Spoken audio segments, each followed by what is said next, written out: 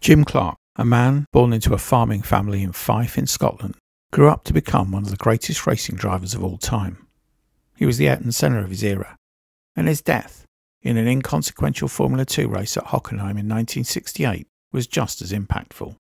He held the record for the most Formula 1 wins and most Formula 1 pole positions, the latter only being surpassed by Ayrton Senna in 1989. And he remains the fifth highest on the list of pole position winners. And when you consider he entered only 73 Grand Prix, that achievement looks even more remarkable.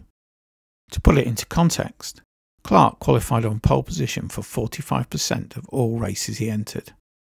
Those above him have much less impressive numbers. Hamilton, 29%, Schumacher, 22%, Vettel, 18%. Only Senna comes close at 40%. Clark won the Indianapolis 500 in 1965, the British Touring Car title in 1964, and 3 times took the Tasman Series title down under. He was a super quick and super versatile racing driver. In 1963, Clark took the Formula 1 World Championship for the first time, and in doing so achieved something which only Alberto Ascari and Juan Manuel Fangio had previously achieved: a perfect score for the season. Then, as if to underline his massive talent, he did it again in 1965. In 1963, the Formula 1 season consisted of 10 races, starting at Monaco in May and finishing in South Africa in December. Drivers could count their best 6 results for the championship, dropping points if they scored in more than 6 races. The title race was expected to be a close battle between reigning champion Graham Hill in his BRM and Clark in his Lotus. In 1962, the two had battled to the final round, and Clark had seemed odds-on to clinch the title after opening up a 30-second lead, when an engine oil leak forced him to retire, handing the race and the title to his rival. For 1963, Lotus would use the revolutionary Type 25 car which it had first introduced in 1962.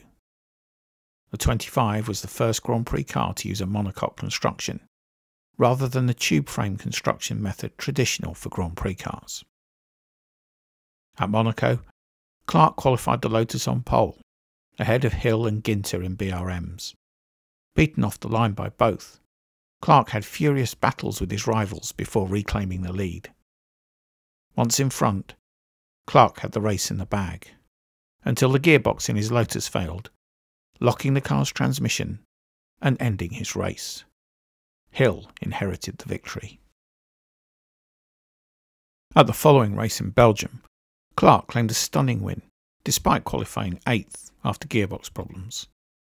On a wet track, Clark was untouchable, even though he spent most of the race driving one-handed, having to hold his gear lever in 5th, at least until 5th gear disappeared altogether.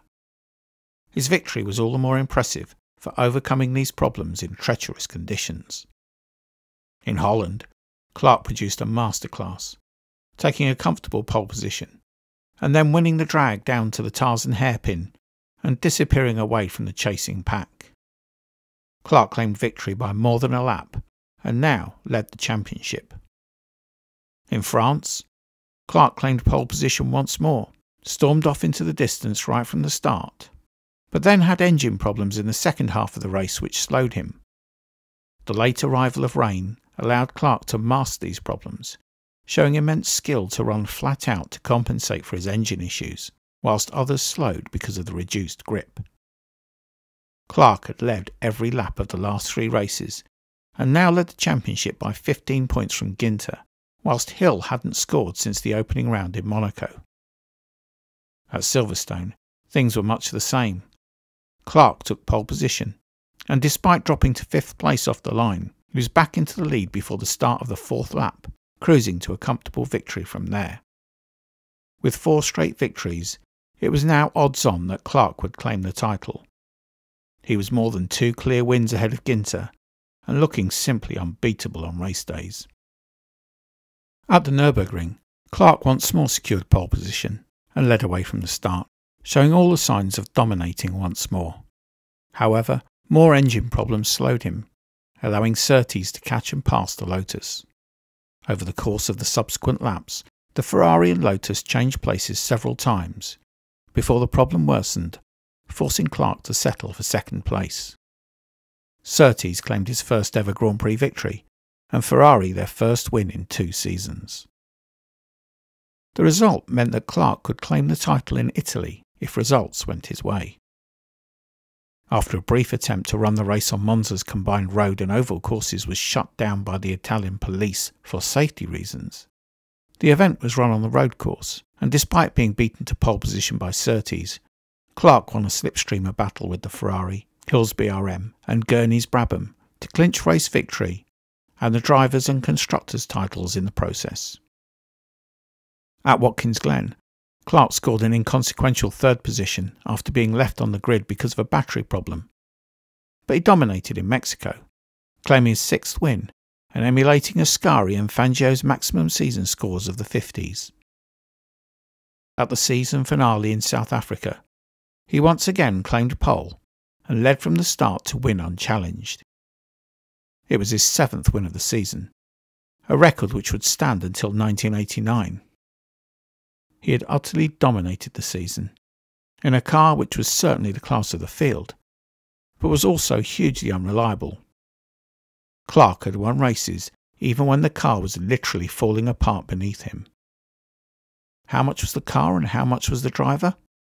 Well, Clark's teammate, Trevor Taylor, scored a measly single point across the whole season. After a disappointing 1964, when more reliability issues prevented him from challenging for the championship, despite winning more races than any other driver, Clark claimed a 2nd World Championship in 1965. He also won the Indianapolis 500 that same year, the only driver to achieve the 2 feats concurrently. This time, his run to the championship was more straightforward, winning 6 of the first 7 races, missing out only in Monaco, when he was absent in order to compete at Indianapolis. With his 6th win in Germany, Clark clinched his 2nd championship and once again achieved a perfect score for the season, an achievement he shares only with Ascari. In 1966, Lotus were handicapped by having 2-litre engines, whilst racing against teams with the new 3-litre engines allowed under rules adopted that year. The season was a disaster, with Clark claiming only a single victory, whilst he retired from almost every other race.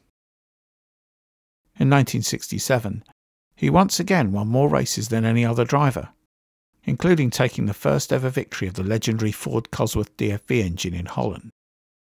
But reliability problems once more torpedoed his championship challenge.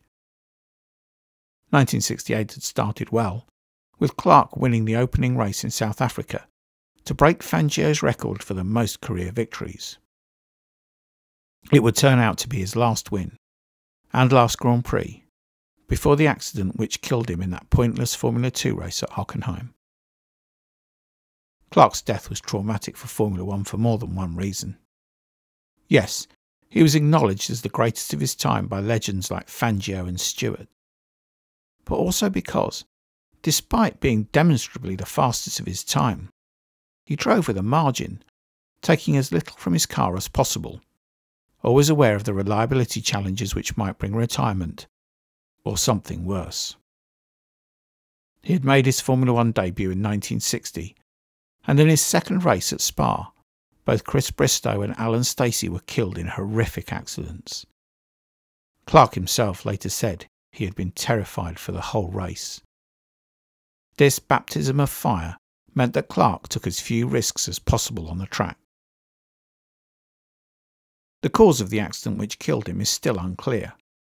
Claims of a puncture or a suspension failure, even the possibility of a driver error, can never be verified. With the accident happening in the forest section of the German circuit, far from the crowds or photographers who might have been able to give some insight into what had happened. For what it is worth, none of his peers remotely considered the possibility of Clark having made an error.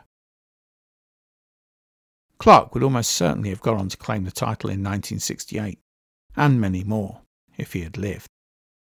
We were denied the battle between Clark and Stewart which would have seen Scotland dominate Formula One absolutely. Without his death, the landscape for Formula One could have been very different in the late 60s and early 70s. All speculation, of course. However, what is very much clear is that, with his performances across the 1963 and 1965 seasons, Clark marked himself out as the fastest driver of his generation and earned his place as one of the greatest Formula One drivers of all time.